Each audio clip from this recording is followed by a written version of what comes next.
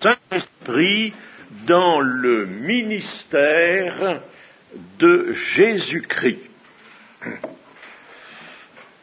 Dans l'Ancien Testament, l'Esprit ne reposait que sur certains hommes, et cela en vue de la mission qu'il devait remplir pour conduire le peuple d'Israël vers son grand destin. N'oublions pas qu'Israël avait été formé, Dieu s'était formé un peuple en vue d'un très grand destin. Les prophètes, notamment, eux, étaient remplis de l'Esprit, ils parlaient par l'Esprit Saint. Mais l'Esprit n'était pas répandu sur tout le monde, et ce qui est à remarquer, c'est que l'Esprit n'agissait pas encore comme puissance de régénération et de vie nouvelle. Il avait des actions à mener, à conduire, mais pas celle-là. L'Esprit, d'ailleurs, n'est pas mis en relation avec le don de la loi du Sinaï. Quand vous lisez la loi du Sinaï et tout ce qui s'y rapporte, vous ne voyez pas d'allusion au rôle du Saint-Esprit. Dans l'Ancien Testament, pour voir alors au sujet de la vie et de l'action sur les personnes, sur toutes les personnes du Saint-Esprit, il fallait s'en rapporter à des textes qui n'avaient pas une portée immédiate et qui étaient pour le futur. Par exemple, Deutéronome 30, verset 6, reportons-nous, si vous voulez, à ce texte. Deutéronome, chapitre 30 et verset 6, « L'Éternel ton Dieu circoncira ton cœur et le cœur de ta postérité, et tu aimeras l'Éternel ton Dieu de tout ton cœur et de toute ton âme, afin que tu vives. » Là, nous voyons, n'est-ce pas, une promesse d'action de Dieu par son esprit, assurément, pour circoncire le cœur, afin que le cœur puisse aimer Dieu et vivre. Seulement, ça, n'est-ce pas, si nous regardons cela dans son contexte, nous voyons qu'il s'agit d'une promesse se rapportant à un temps futur, celui du rassemblement après le grand exil, c'est-à-dire le rassemblement qui a déjà commencé, mais qui va se parfaire bientôt certainement, comme l'annonce aussi le prophète Ézéchiel. Alors, nous avions des promesses aussi, par exemple celle de Joël, que l'apôtre Pierre, le jour de la Pentecôte, rappelle, mais il s'agit encore là d'une promesse pour un temps futur. Jérémie, lui aussi, donne bien une promesse de la venue du Saint-Esprit sur toutes les personnes, mais c'est pour un temps futur. Le serviteur de l'Éternel, qui est le Messie, lui devait être porteur, nous l'avons vu ce matin, de l'Esprit de l'Éternel. Voyons encore un texte d'Ésaïe au chapitre 42 et au verset 1er. Chapitre 42, verset 1er, le serviteur de l'Éternel. « Voici mon serviteur que je soutiendrai, mon élu, en qui mon âme prend plaisir. J'ai mis mon esprit sur lui. Il annoncera la justice aux nations.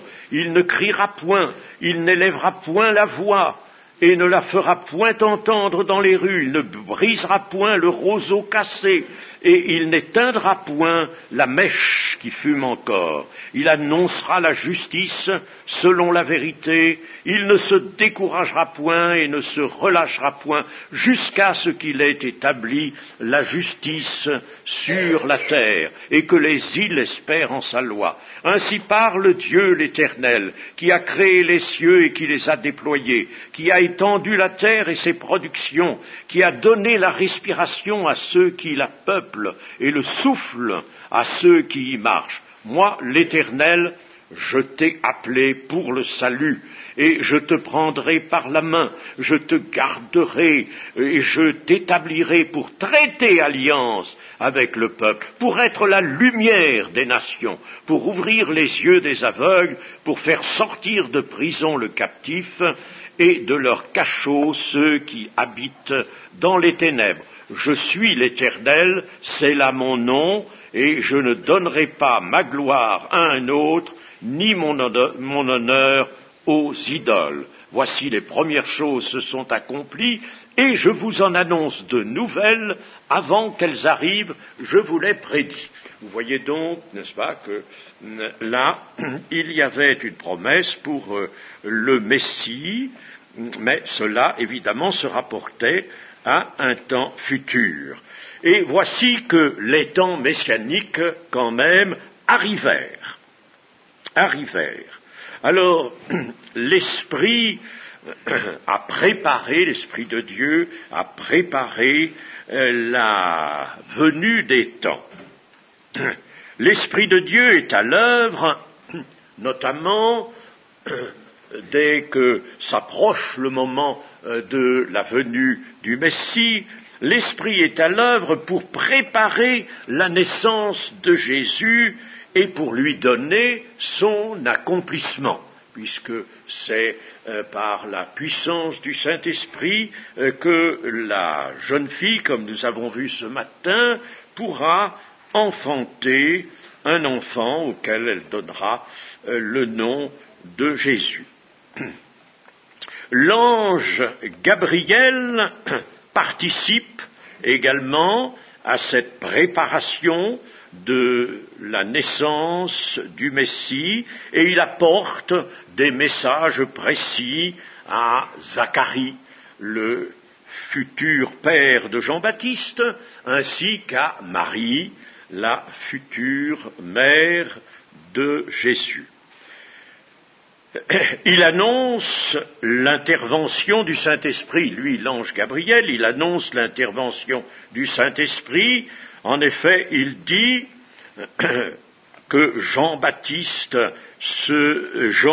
l'enfant d'Élisabeth et de Zacharie, sera rempli de l'Esprit Saint dès le sein de sa mère. Rempli de l'Esprit Saint dès le sein de sa mère. Il parle aussi de la mission que devra accomplir Jean-Baptiste, et il annonce à Marie que le Saint-Esprit fécondera son sein. Il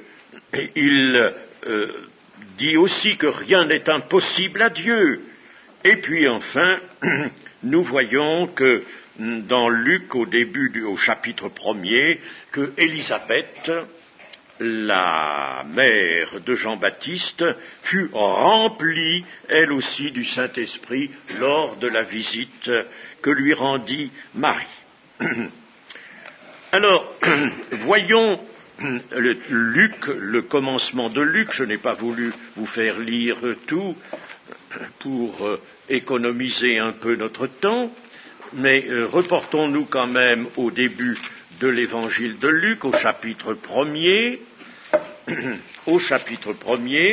et au verset 46. Et Marie dit, mon âme exalte le Seigneur, et mon esprit se réjouit en Dieu, mon Sauveur. Là, il y a quelque chose d'intéressant, de très intéressant, parce que ce verset nous montre, nous met au-devant de cette réalité de la constitution de l'homme, constitution trialistique de l'homme, que nous avons déjà mentionnée, mon âme et mon esprit. L'âme, que fait-elle? Elle exalte le Seigneur. Elle exalte le Seigneur.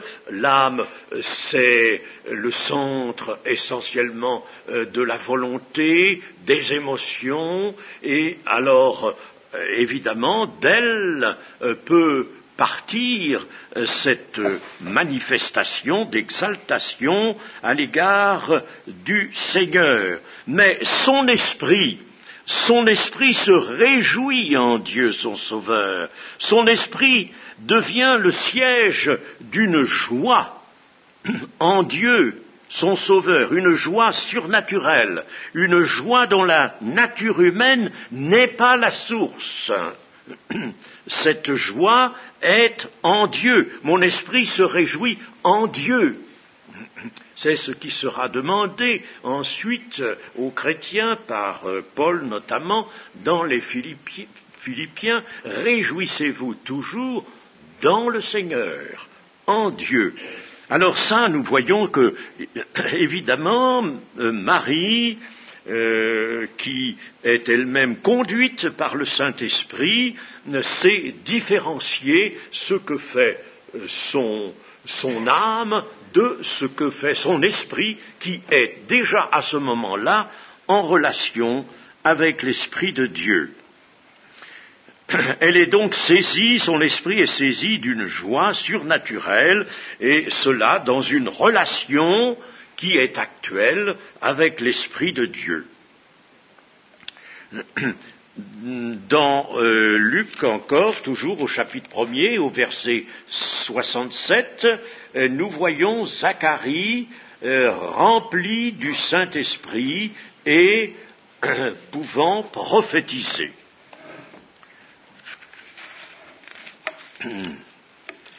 Dans Luc encore, le chapitre 1er et le verset 80, « Or l'enfant croissait et se fortifiait en esprit, et il demeura dans les déserts jusqu'au jour où il se présenta devant Israël. » Il s'agit de Jean-Baptiste, toujours rempli du Saint-Esprit dès le sein de sa mère.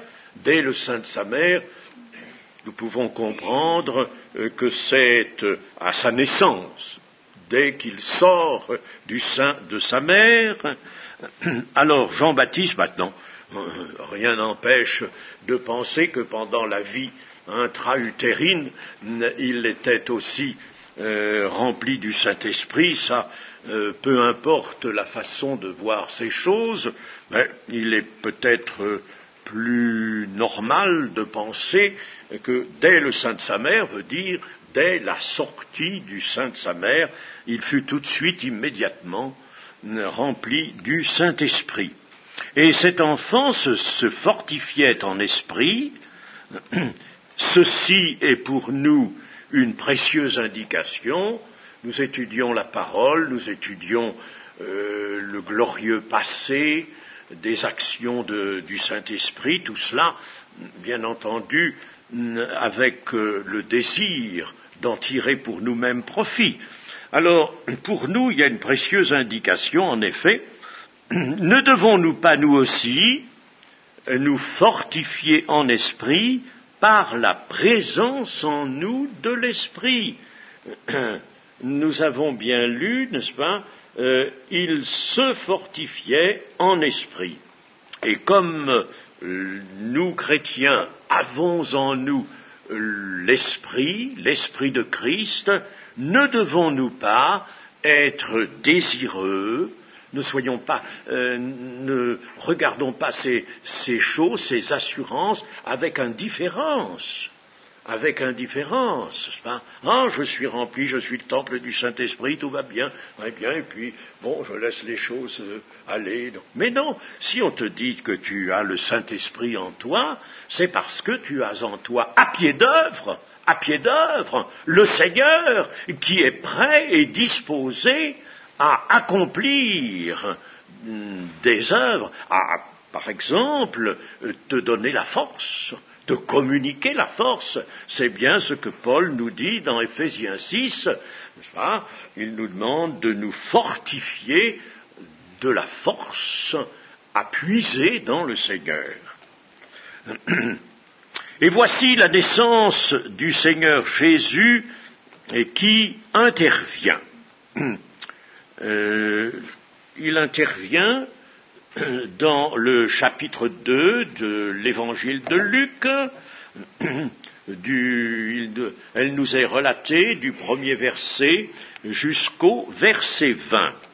Vous le connaissez, je ne vais pas le relire maintenant. Dans ce passage, nous voyons Joseph et Marie en face des circonstances humaines qui découlent du plan de Dieu. Le plan de Dieu, il a été annoncé par l'ange Gabriel, il se déroule, il a été annoncé avec plus de précision que ne l'avaient fait les prophètes, et le temps où Marie devait accoucher arrive, elle enfante son fils premier-né. Bien, et voici que elle, Marie, et Joseph doivent aller à la ville de David, à la ville de David. Oui. Et donc, le plan de Dieu leur occasionne des actions, des nécessités auxquelles ils vont devoir faire face dans un déroulement circonstanciel, disons, des événements. Donc le plan de Dieu, vous voyez, peut, en certaines occasions, nous orienter, nous diriger vers des actions, des opérations qui sont de nature courante, de nature, disons, humaine. Et c'est le cas, c'est ce qui arrive pour Marie et Joseph. Nous voyons là que les anges interviennent. Il y avait dans cette même contrée des bergers qui passaient dans les champs les veilles de la nuit pour garder leurs troupeaux, et voici un ange du Seigneur leur apparut, et la gloire du Seigneur resplendit autour d'eux. Ils furent saisis d'une grande frayeur, mais l'ange leur dit: ne craignez point, car je vous annonce une bonne nouvelle qui sera pour tout le peuple le sujet d'une grande joie. C'est qu'aujourd'hui, dans la ville de David, il vous est né un sauveur. La ville de David, Bethléem, il vous est né un sauveur qui est le Christ, le Seigneur. Et voici à quel signe vous le reconnaîtrez. Vous trouverez un enfant emmailloté, couché dans une crèche, et soudain il se joignit à l'ange une multitude de l'armée céleste, louant Dieu et disant: gloire à Dieu dans les lieux très hauts, et paix sur la terre parmi les hommes qui l'agréent. Lorsque les anges les eurent quittés pour retourner au ciel, les bergers se dirent les uns aux autres: allons jusqu'à Bethléem et voyons ce qui est arrivé, ce que le Seigneur nous a fait connaître. Ils y allèrent en hâte, et ils trouvèrent Marie et Joseph et le petit enfant couchés dans la crèche. Après l'avoir vu, ils racontèrent ce qui leur avait été dit au sujet de ce petit enfant. Tous ceux qui les entendirent furent dans l'étonnement de ce que leur disaient les bergers. Marie gardait toutes ces choses et les repassait dans son cœur, et les bergers s'en retournèrent, glorifiant et louant Dieu pour tout ce qu'ils avaient entendu et vu, et qui était conforme à ce qui leur avait été annoncé. La magnificence du ciel se manifeste en marge des choses terrestres. Voyez-vous, les choses terrestres ont leur part, puisque, en raison des événements qui sont l'implantation du dessein de Dieu, des nécessités terrestres se présentent, mais aussi en marge de cela, la magnificence du ciel apparaît par la venue des anges en multitude autour des bergers, des gens simples. Et même à cette époque, les bergers pâtissaient plutôt d'un certain mépris. Le plus grand événement de toute l'histoire des hommes se déroule à l'insu du monde incrédule et indifférent. Plus grand événement. À l'insu absolument de tout le monde. À Bethléem, là, il y avait beaucoup de monde, tout était plein. Que faisait-on? On vivait comme on voulait vivre. On était là pour le recensement qui avait lieu, et puis, bien sûr, on s'amusait. Et ce sont les animaux qui font place au Fils de Dieu entrant dans l'humanité. Il n'y avait pas de place dans l'hôtellerie. Ce sont les animaux qui prêtent quelque chose. Ils prêtent une crèche, une mangeoire, pour servir de berceau au Fils de Dieu. Mais Dieu le voulait ainsi. Au 8e jour, Joseph et Marie ont maintenant à vivre avec le petit enfant. Le petit enfant est né, il faut vivre avec lui. Que vont-ils faire? Eh bien, ils ont la loi pour guide. Ils s'inspirent de la loi. Et ils se rendent à Jérusalem pour la présentation au Seigneur. Et là, voici où l'œuvre de l'Esprit Saint va réapparaître. L'œuvre de l'Esprit Saint va se manifester. Nous aimerions peut-être relire ceci, c'est au verset 21 du chapitre 2, verset 21 de l'évangile de Luc. Le 8e jour auquel l'enfant devait être circoncis étant arrivé, on lui donna le nom de Jésus, nom qu'avait indiqué l'ange avant qu'il fût conçu dans le sein de sa mère. Et quand les jours de leur purification furent accomplis, selon la loi de Moïse, Joseph et Marie le portèrent à Jérusalem pour le présenter au Seigneur, suivant ce qui est écrit dans la loi du Seigneur. Tout mâle premier-né sera consacré au Seigneur. Et pour offrir en sacrifice 2 tourterelles ou 2 jeunes pigeons, comme cela est prescrit dans la loi du Seigneur. Vous voyez, toujours référence à la loi du Seigneur, c'est-à-dire la parole de Dieu, toujours. On accomplit, on agit guidé par la parole de Dieu. Et voici, il y avait à Jérusalem un homme appelé Siméon. Cet homme était juste et pieux. Il attendait la consolation d'Israël et l'Esprit Saint était sur lui. Il avait été divinement averti par le Saint-Esprit qu'il ne mourrait point avant d'avoir vu le Christ du Seigneur. Il vint au temple poussé par l'Esprit et comme les parents apportaient le petit enfant Jésus pour accomplir à son égard ce qu'ordonnait la loi, il le reçut dans ses bras, bénit Dieu et dit: Maintenant, Seigneur, tu laisses ton serviteur s'en aller en paix selon ta parole, car mes yeux ont vu ton salut, salut que tu as préparé devant tous les peuples, lumière pour éclairer les nations et gloire d'Israël ton peuple. Son père et sa mère étaient dans l'admiration des choses qu'on disait de lui. Siméon les bénit et dit à Marie sa mère: Voici, cet enfant est destiné à amener la chute et le relèvement de plusieurs en Israël et à devenir un signe qui provoquera la contradiction, et à toi-même une épée te transpercera l'âme, afin que les pensées de beaucoup de cœurs soient dévoilées. Il y avait aussi une prophétesse, Anne, fille de Phanuel, de la tribu d'Asser. Elle était fort avancée en âge, et elle avait vécu 7 ans avec son mari depuis sa virginité, restée veuve et âgée de 84 ans. elle ne quittait pas le temple et elle servait Dieu nuit et jour dans le jeûne et dans la prière. Étant survenue, elle aussi, à cette même heure, elle louait Dieu et elle parlait de Jésus à tous ceux qui attendaient la délivrance de Jérusalem. Voici donc l'Esprit qui apparaît, Siméon. Siméon, l'Esprit Saint, était sur lui. Voilà un homme qui était rempli du Saint-Esprit. Et il a en effet à remplir un rôle qui lui est préparé d'avance.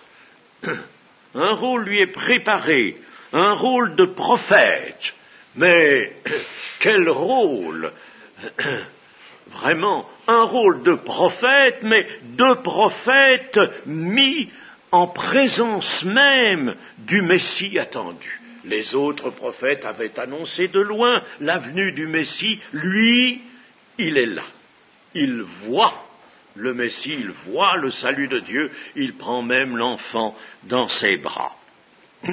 Sa prophétie revêt une importance capitale. Notons bien aussi ce que nous dit le texte au sujet de cet homme. Il était juste et pieux, il attendait la consolation d'Israël.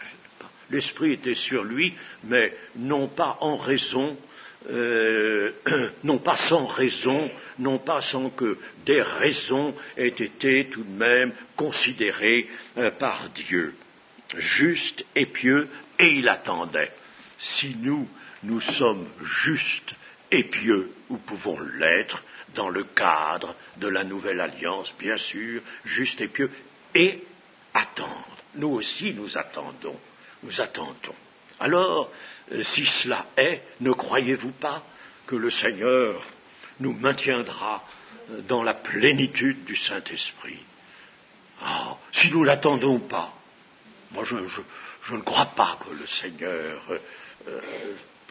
nous donnera peut-être toujours cette plénitude, car la plénitude doit rester constante. Mais si nous attendons, si nous sommes justes et pieux, chaque jour, vous savez, la piété, c'est quelque chose de journalier, comme le pain quotidien. La piété est quotidienne aussi. Donc, sa prophétie a une importance capitale. Elle met le sceau de la vérité sur toute l'œuvre du Seigneur et sur l'œuvre de l'Église. Le Seigneur et l'Église. En effet, qu'annonce-t-il, à part la chute et le relèvement de plusieurs en grec ça veut dire une foule, hein, le relèvement et la chute d'une foule en Israël, bien sûr, mais le point vraiment capital de cette prophétie, c'est que l'enfant est appelé à devenir un signe qui provoquera la contradiction. C'est ça le point vraiment merveilleux de cette prophétie. Pourquoi lui, Siméon? Parce que, nous l'avons dit, il attendait la consolation d'Israël. Aucun autre qu'un tel homme n'aurait pu être choisi pour parler comme parlera le Seigneur lui-même. Il parle déjà comme le Seigneur va parler.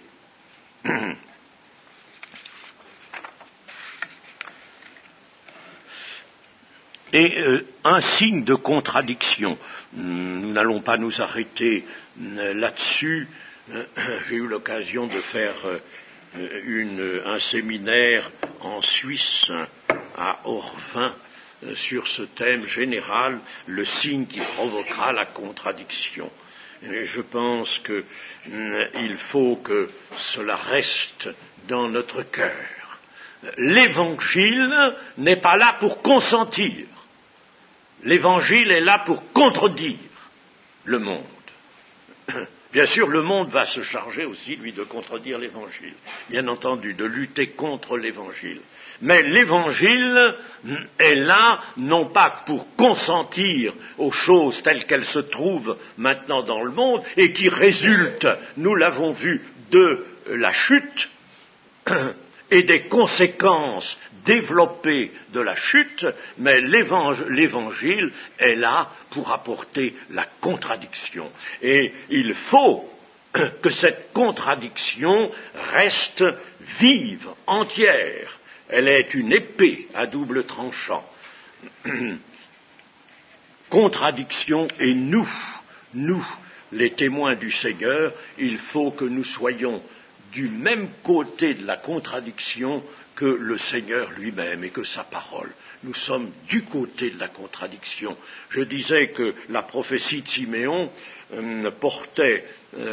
avait une portée sur le ministère à venir là du Seigneur Jésus et sur l'Église entière. L'Église entière, elle aussi, apporte la contradiction.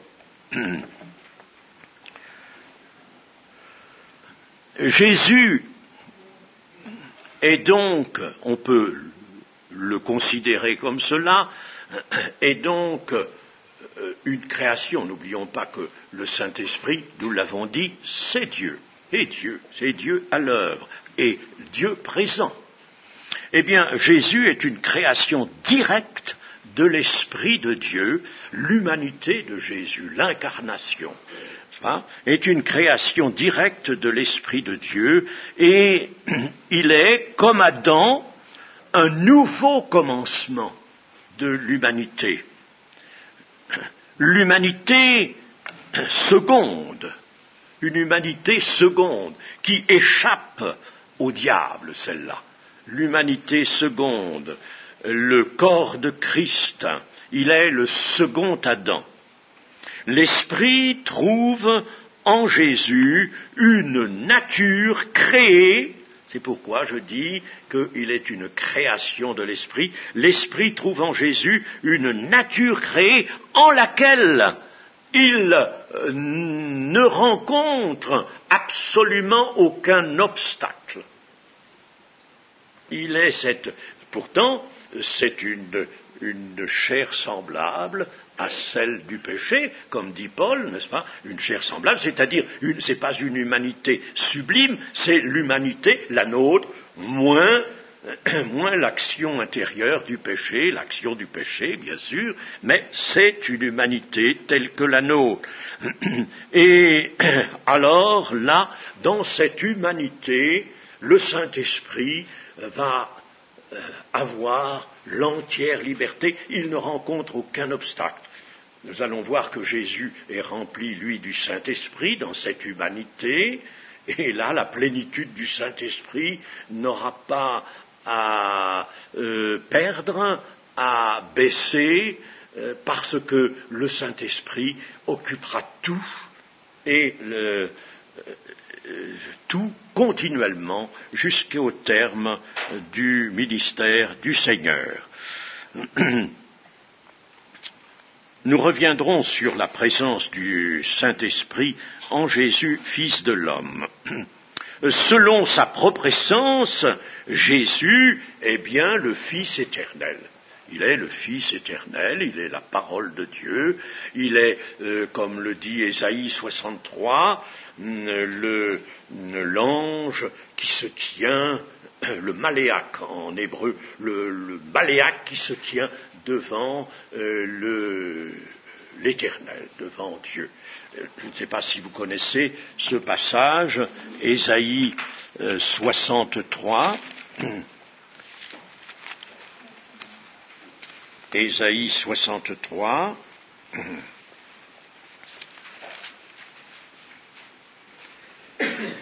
Voilà, c'est au verset 9, Ésaïe 63, verset 9, « Dans toute leur détresse, il s'agit du peuple d'Israël, ils n'ont pas été sans secours. Et l'ange, alors l'ange c'est le maléaque, dans l'hébreu, l'ange qui est devant sa face les a sauvés.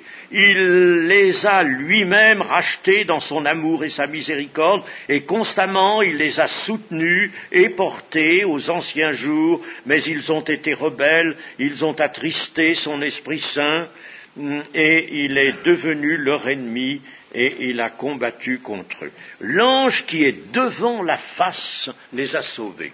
L'ange qui est devant la face, et vous voyez que cet ange, c'est lui qui rachète selon son amour et sa miséricorde, c'est lui qui soutient.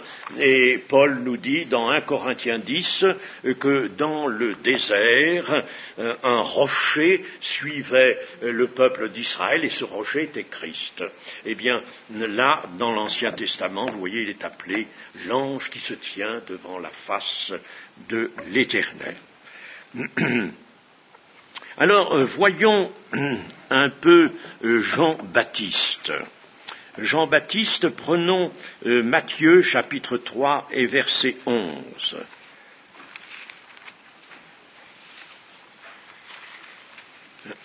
Chapitre 3, versets 11 et 12.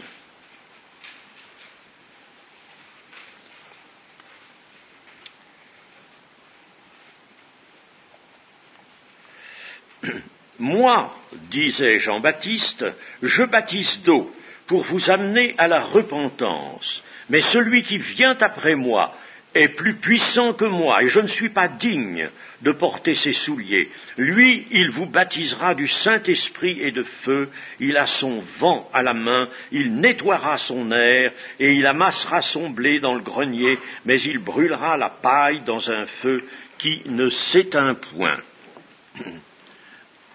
Dans l'évangile de Luc, au chapitre 3, nous avons chapitre 3, versets 16 et 17, nous avons ceci, Luc chapitre 3, c'est ça, moi, je vous baptise d'eau, mais il vient, celui qui est plus puissant que moi, et je ne suis pas digne de délier la courroie de ses souliers.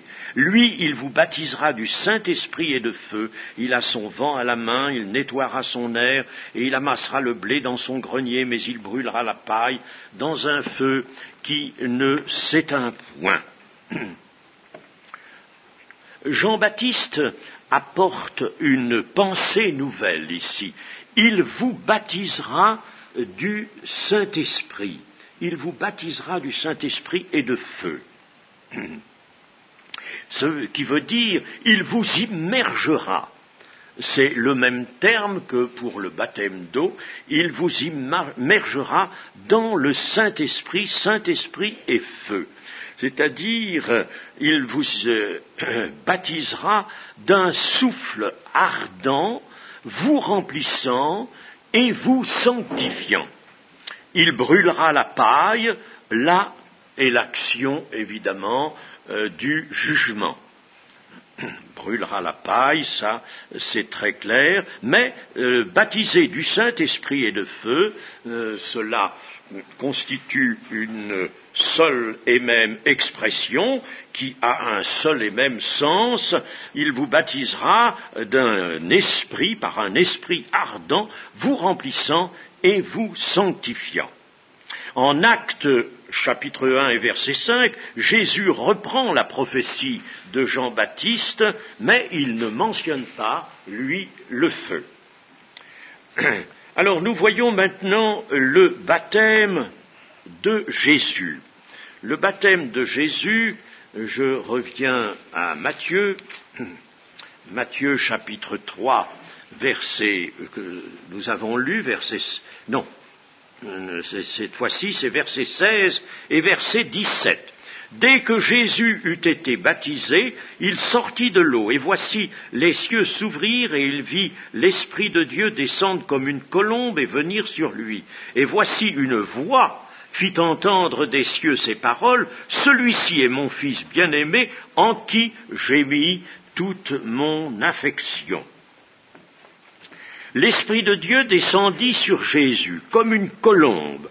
Matthieu, Marc et Jean donnent tous trois cette même précision, sous une forme corporelle ou comme une colombe. Ça ne veut pas dire que c'était l'oiseau lui-même qui était là, mais c'était comme une colombe. Cette forme de colombe servit à concrétiser la venue de l'Esprit. Car l'Esprit, lui, bien sûr, est absolument immatériel, il n'a ni corps ni forme, mais là, Dieu a voulu que le Saint-Esprit fût concrétisé. Et pourquoi une colombe ? Dieu a choisi la colombe. La colombe, on peut dire, est le symbole de la douceur, de la paix. Oui, c'est bien, mais il faut nous souvenir aussi, avec l'Écriture, que l'offrande qui était à présenter à l'Éternel en sacrifice de culpabilité pour les pauvres était précisément constituée de 2 tourterelles ou 2 jeunes pigeons, colombes ou pigeons ou tourterelles. Donc c'était l'offrande des pauvres. Et nous savons ce que ce concept de pauvre a d'importance dans la parole du Seigneur Jésus. Pas toujours les pauvres absolument, ceux qui sont dans le dénuement le plus complet, mais les pauvres en esprit, les humbles, ceux qui s'attachent à la pauvreté. Et puis, il faut dire que ce fut aussi l'offrande de Marie, nous avons vu tout à l'heure, le 8e jour au temple de Jérusalem. La colombe des textes nous en parle, le psaume 68, verset 14. Le psaume 68 et verset 14. Tandis que vous reposez au milieu des étables, les ailes de la colombe sont couvertes d'argent, et son plumage est d'un jaune d'or. L'argent et l'or. Nous savons qu'il y a là, dans l'enseignement de ce qu'on appelle généralement la typologie, il y a une correspondance avec la nature, l'argent, la nature du Seigneur Jésus, et l'or, la divinité du Seigneur Jésus. La colombe. Et puis dans le Cantique des Cantiques, au chapitre 1er et au verset 15, nous avons ceci: que tu es belle, mon ami, que tu es belle, tes yeux sont des colombes, tes yeux sont des colombes. Voyez donc la colombe dans le langage symbolique de la Bible représente vraiment quelque chose de très élevé, de très grand. Le Seigneur Jésus aussi, je le rappelle, nous a dit « Soyez simples comme des colombes. Soyez prudents comme des serpents et simples comme des colombes. » Cela me rappelle un incident. Un jour, j'allais avec un frère, c'était en Algérie, et nous avions une démarche à faire près d'un avocat protestant pour nos petites affaires d'association. Et puis alors, en route, ce frère me fait des recommandations. Il me dit: frère, attention devant un avocat, il faut être vraiment prudent. Il faut, vous savez, comme dit le Seigneur, il faut être rusé comme des serpents. Alors je lui dis: écoutez, je ne sais pas, mais il me semble que vous ne citez pas très bien le texte. C'est pas tout à fait rusé, ça doit être prudent, plutôt prudent comme des serpents.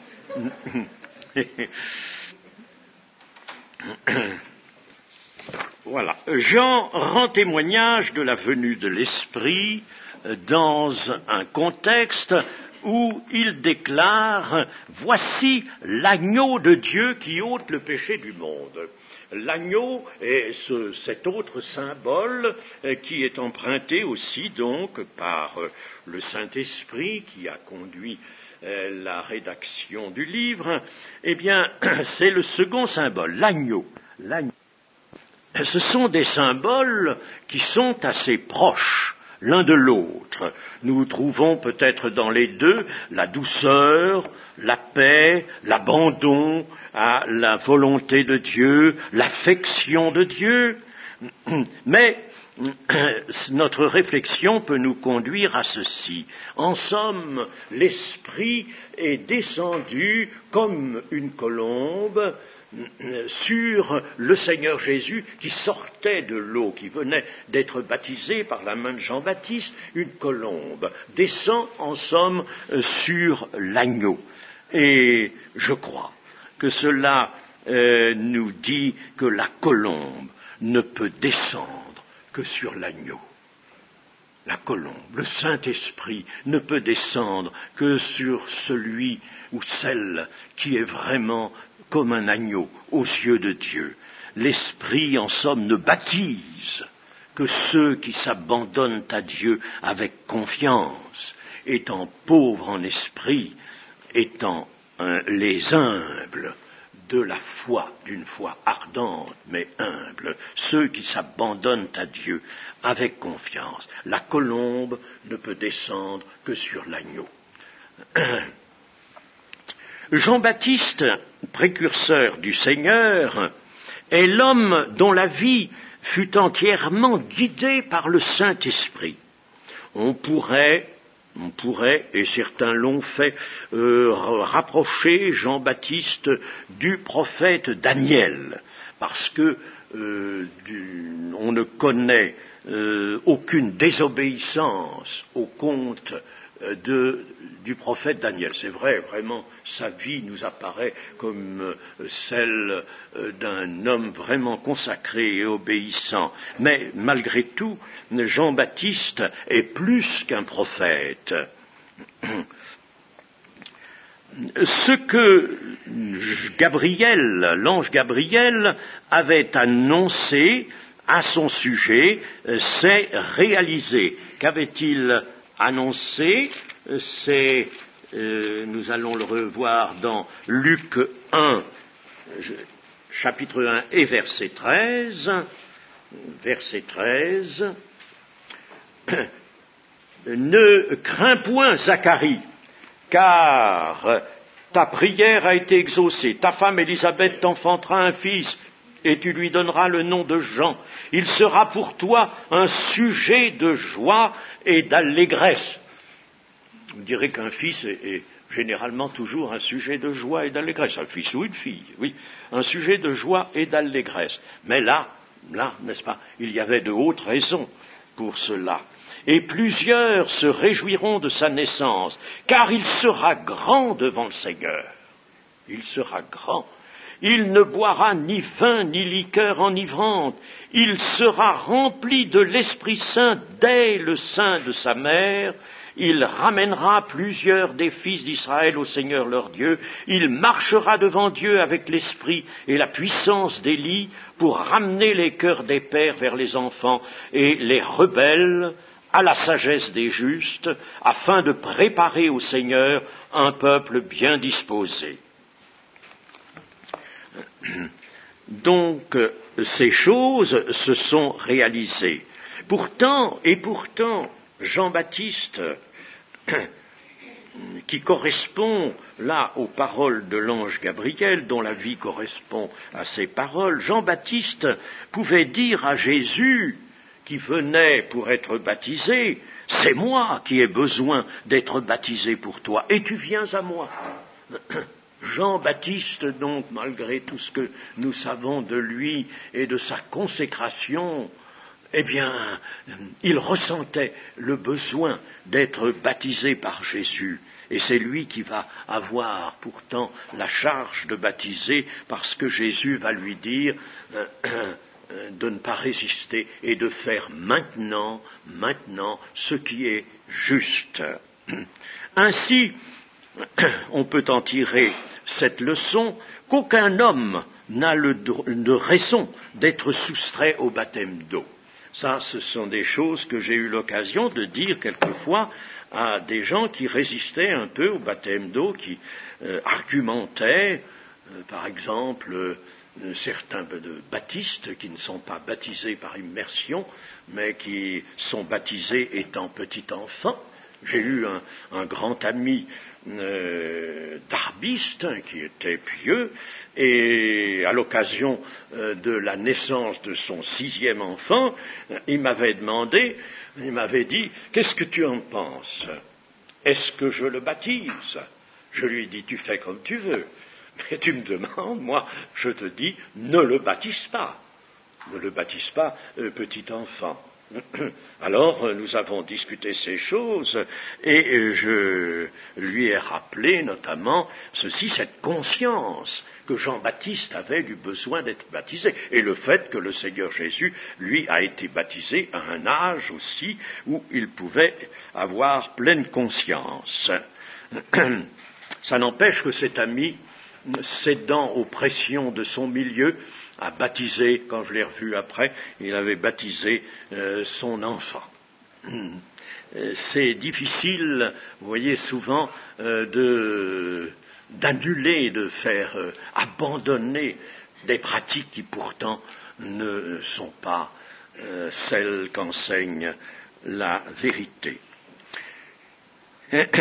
Il est convenable, dira Jésus, que nous accomplissions ainsi tout ce qui est juste, c'est-à-dire tout ce que l'Esprit Saint nous montre comme étant la voie de Dieu.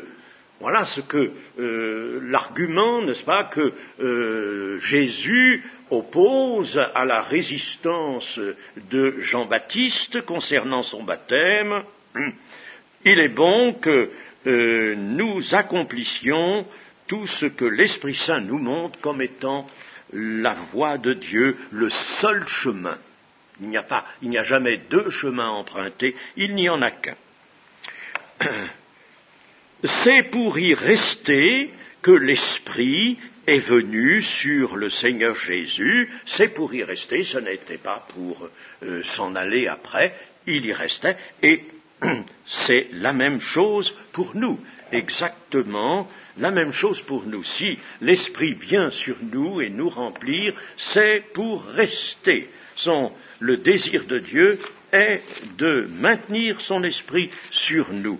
Je veux lire dans Jean 14, 16.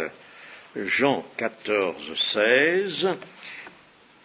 Et moi, je prierai le Père, et il vous donnera un autre consolateur, afin qu'il demeure éternellement avec vous, l'Esprit de vérité, que le monde ne peut recevoir, parce qu'il ne le voit point et ne le connaît point, mais vous le connaissez, car il demeure avec vous, et il sera en vous. Et voyez-vous, Jésus précise bien, il demeure pour l'éternité, éternellement.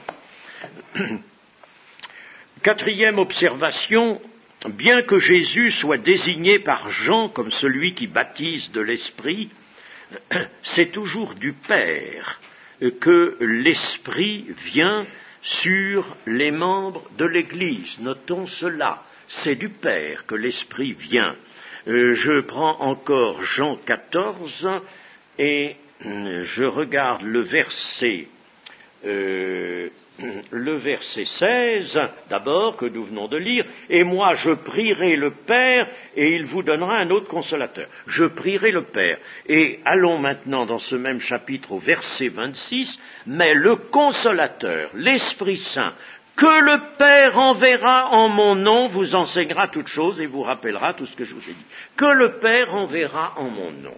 Il ne faut pas déroger de cela, de ce qui est la parole, n'est-ce pas? C'est pas à nous de demander à l'Esprit Saint, n'est-ce pas, d'aller directement, l'Esprit Saint, eh bien, viens. Non. Nous demandons l'Esprit Saint, au nom de Jésus, nous le demandons à Dieu, Père, Fils et Saint-Esprit, nous demandons à Dieu, Dieu est souverain, de nous envoyer. Le Père enverra. Voyez-vous, Jésus précise bien, restons dans la discipline de la parole de Dieu. Moi, je ne sais pas pourquoi on irait, n'est-ce pas, adresser directement des demandes au Saint-Esprit. Saint-Esprit, c'est Dieu, c'est vrai, mais Dieu, Père, Fils et Saint-Esprit, cela ne nous est pas donné comme une simple formule. Nous savons que Dieu, le Père, est le souverain. C'est de lui que tout part. toute décision. C'est lui qui est source de tout. Jésus est Dieu tout autant que le Père, le Saint-Esprit est Dieu tout autant que le Père et le Fils, c'est vrai, n'est-ce pas? Mais soumettons-nous à la parole de Dieu. Nous n'aurions donc pas raison d'appeler directement l'Esprit de Dieu. L'Esprit est Dieu, non pas un Dieu isolé. L'inconvénient que je trouve à cela, c'est qu'on finirait par isoler le Saint-Esprit de la divinité. La divinité est une. N'oublions jamais que le Seigneur Jésus lui-même, dans Marc 12, a rappelé, en se servant d'un texte de l'Ancien Testament, que Dieu est un Dieu unique. Dieu unique est un Dieu unique. Il est Père, Fils et Saint-Esprit, mais Jésus lui-même nous a rappelé ça, que Dieu est un Dieu unique. Par conséquent, ne séparons pas le Saint-Esprit. Certains, et nous le voyons dans la première épître aux Corinthiens, du temps de l'apôtre Paul, séparaient le Christ, n'est-ce pas? Moi, je suis de Christ. Alors, ils isolaient Christ, ils le séparaient du Père et du Saint-Esprit, voyez-vous. Et tout cela est vraiment une manière, une œuvre détestable. Toute demande s'adresse au Père, le souverain. Le Saint-Esprit est envoyé par le Père. Ne passons jamais en marge de l'autorité souveraine de notre Père céleste, à qui Jésus nous a montré lui-même qu'il était entièrement soumis. Et vous savez que quand l'ordre aura été rétabli à la fin du millénium, Jésus remettra au Père les pouvoirs, les grands pouvoirs qu'il a reçus de lui, afin, dit Paul, que Dieu soit tout en tous. Dieu soit tout en tous.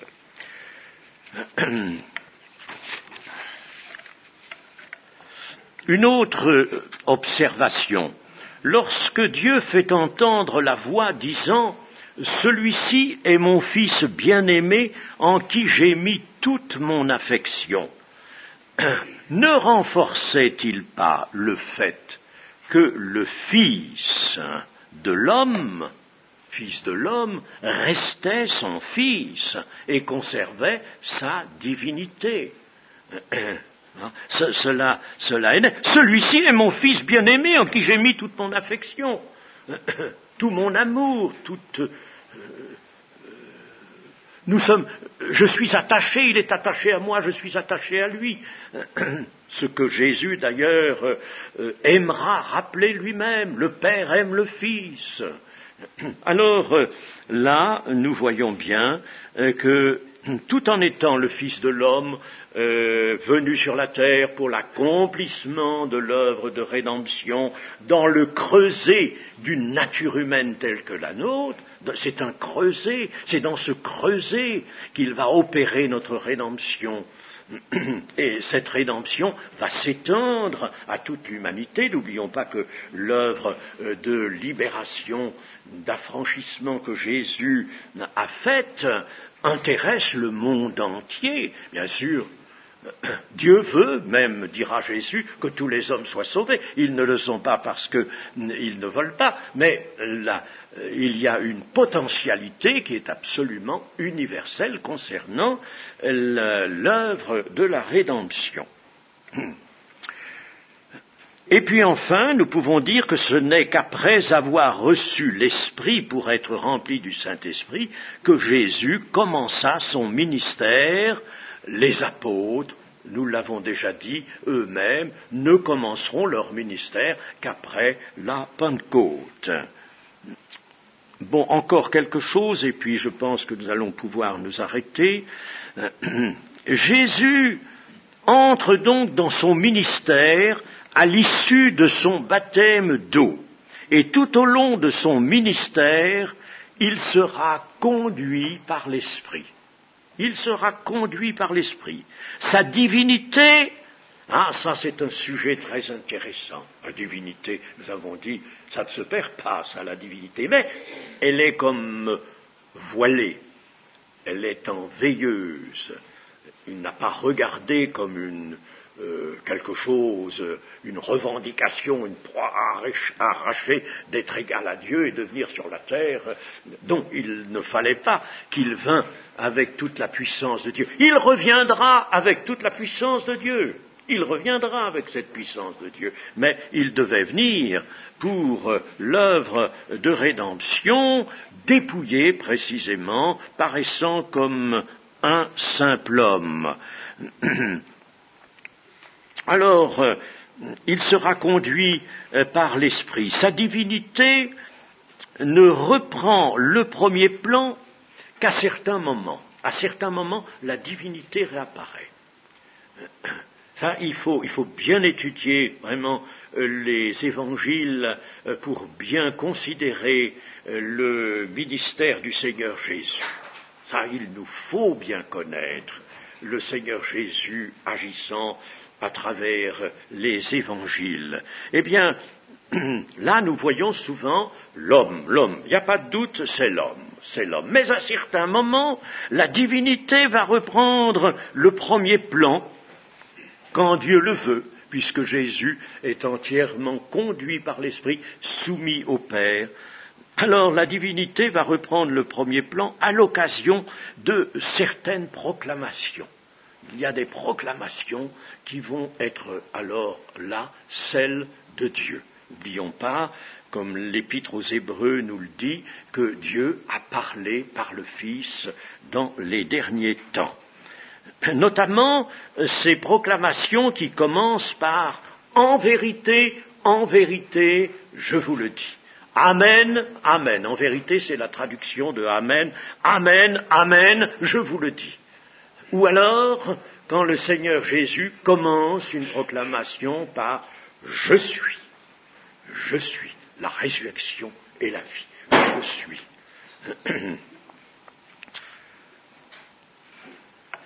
Et puis, tout de suite, après son baptême, ce sera la tentation dans le désert. Il sera, nous disent les évangiles, emmené par l'Esprit dans le désert. Cela, c'est Matthieu. Puis, l'Esprit poussera Jésus dans le désert. Ça, c'est l'évangile de Marc. Et puis, dans Luc, Jésus fut conduit par l'Esprit dans le désert. Donc là, c'est quelque chose d'impératif. Le Saint-Esprit, vraiment, là, use d'une autorité et il conduit Jésus. On ne demande pas à Jésus s'il veut ou s'il ne veut pas. Bien sûr, il aurait voulu, mais il voulait obéir pleinement. Mais là, n'est-ce pas, les textes nous amènent à considérer que l'Esprit use vraiment d'autorité. Il pousse Jésus dans le désert. C'est une vague puissante du pouvoir de l'Esprit qui pousse Jésus, et littéralement, figurez-vous, que dans Marc, selon les hellénistes, les grands spécialistes du grec, n'est-ce pas, eh bien, la nuance est marquée par un adverbe violemment. L'Esprit poussa violemment Jésus dans le désert. C'était en effet indispensable. Et c'était la grande épreuve du début. Épreuve qui ne peut évidemment que être infiniment désagréable, qui ne peut que rebuter la nature humaine. Mais elle était nécessaire. Le second Adam est lui aussi mis à l'épreuve. Nous avons des textes qui nous montrent que la sagesse a été mise à l'épreuve dans l'homme, et ça c'est indispensable. Il fallait donc que Jésus fût mis à l'épreuve. Dans Jean-Luc, en effet, Jean-Luc chapitre 11, versets 21 et 22, nous voyons qu'il faut que l'homme fort, l'homme fort, le diable, soit vaincu par un homme plus fort que lui, dans une lutte serrée comme celle de Jacob, pour le dépouiller de ses armes, c'est dépouiller l'homme fort de ses armes et de son pouvoir de retenir prisonnière des armes. Il faut donc que l'homme fort soit vaincu par un homme plus fort que lui dans une lutte serrée. La lutte de Jacob est une belle évocation de cela.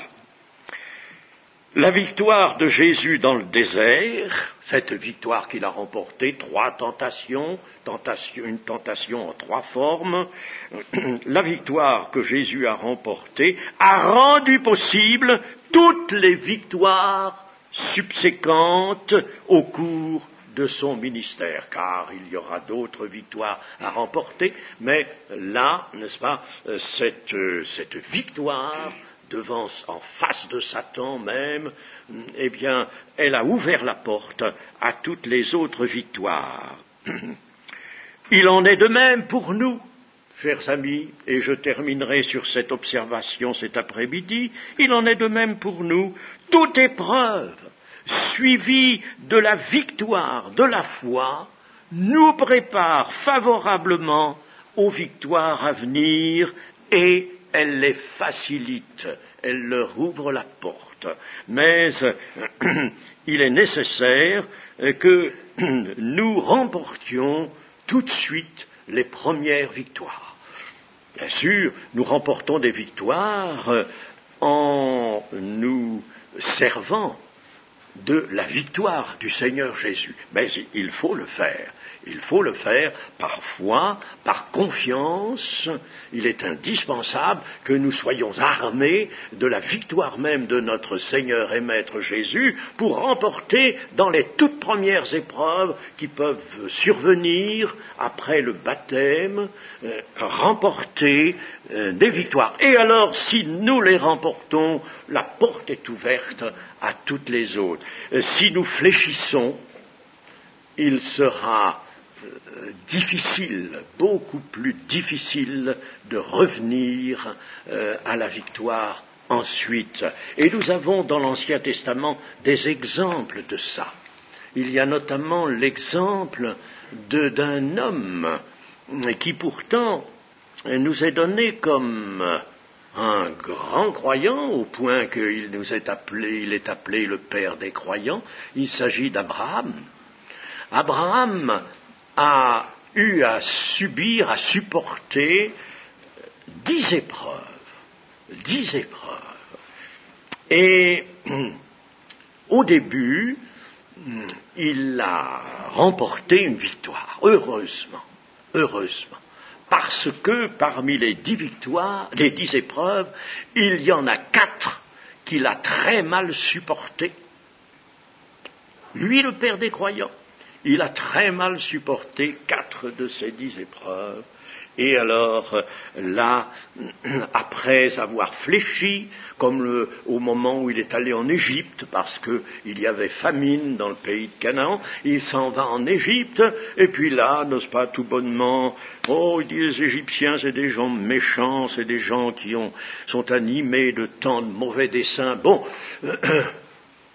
écoute Sarah, tu vas dire que tu es ma sœur. Comme ça, au lieu de me faire du mal, de me tuer, moi, ils vont me rendre des honneurs. Toi, bon.